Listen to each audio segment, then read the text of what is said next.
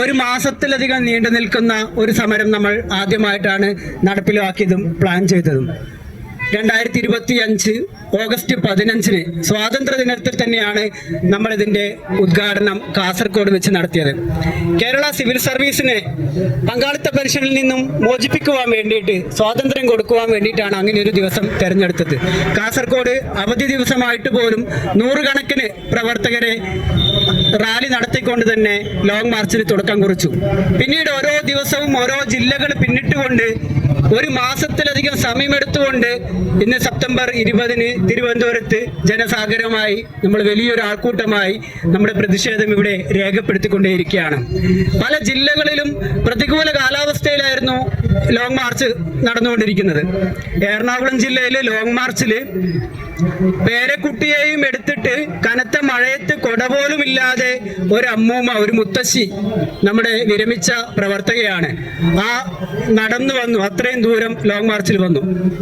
ഭിന്നശേഷിക്കാരായ ആളുകള്, വിരമിച്ച ആളുകള് പല ജില്ലകളിലും ലോങ് മാർച്ചിലേക്ക് അണിനിരുന്ന് റാലിയിൽ നടന്നു വരുന്ന ഒരു ദയനീയ കാഴ്ചയായിരുന്നു നമ്മൾ കണ്ടിരുന്നത്. മലപ്പുറം ജില്ലയിൽ ലോങ് മാർച്ചിന്റെ സമയത്ത് അവിടെ കൂട്ടിയിരിക്കുന്ന ടെന്റ് കാറ്റിന് പറന്നുപോയി.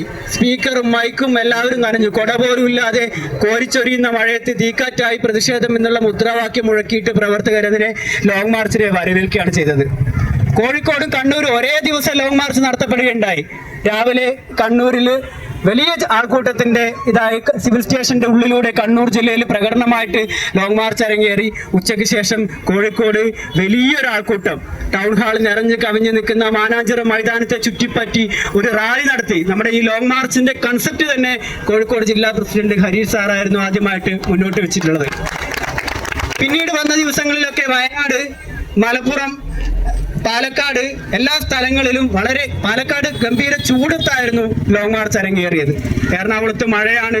ഇടുക്കിയിലും മഴയും വെയിലും മാറി മാറി വരുന്ന കാലാവസ്ഥയിൽ പോലും തൊടുപുഴയിൽ വലിയ പങ്കാളിത്തത്തോടെ ലോങ് മാർച്ച് നടത്തുവാൻ പറ്റി.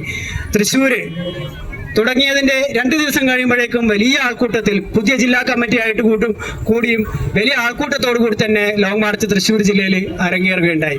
അതോടൊപ്പം തന്നെ ഏറ്റവും അവസാനമായി കോട്ടയം ജില്ലയിലും കനത്ത മഴയെ വകവെക്കാതെ ആളുകൾ അണിനിരുന്നു പ്രതിഷേധത്തിനായി.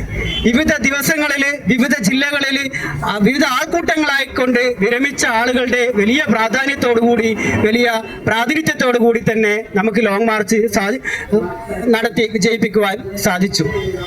കൊല്ലം, പത്തനംതിട്ട, തിരുവനന്തപുരം ജില്ലകൾക്ക് 3 ജില്ലകൾക്കും കൂടിയിട്ട് തിരുവനന്തപുരത്ത് ഒറ്റ മാർച്ചാണ്. അതാണ് ഇന്ന് മറ്റുള്ള ജില്ലകളുടെയും എല്ലാവരുടെയും പ്രാതിനിധ്യത്തോടു കൂടി സെക്രട്ടേറിയറ്റ് ലോങ് മാർച്ചായിട്ട് അരങ്ങേറിയത്.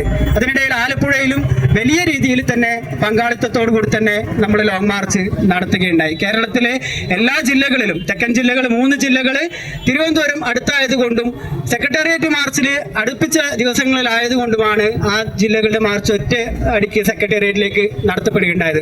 ഇത് നമ്മുടെ പുതിയ രീതിയിലുള്ള പ്രതിഷേധ മാർച്ച് വലിയ രീതിയിൽ ചർച്ചയാക്കുവാൻ സ്റ്റേറ്റ് NPS എംപ്ലോയീസ് കളക്റ്റീവ് കേരളയ്ക്ക് കഴിഞ്ഞിട്ടുണ്ട്. അതിന്റെ സാക്ഷ്യപത്രമാണ് ഇന്നിവിടെ കൂടിയിരിക്കുന്ന ആൾക്കൂട്ടം എന്ന് ഞങ്ങൾ ഉറച്ചു വിശ്വസിക്കുന്നു.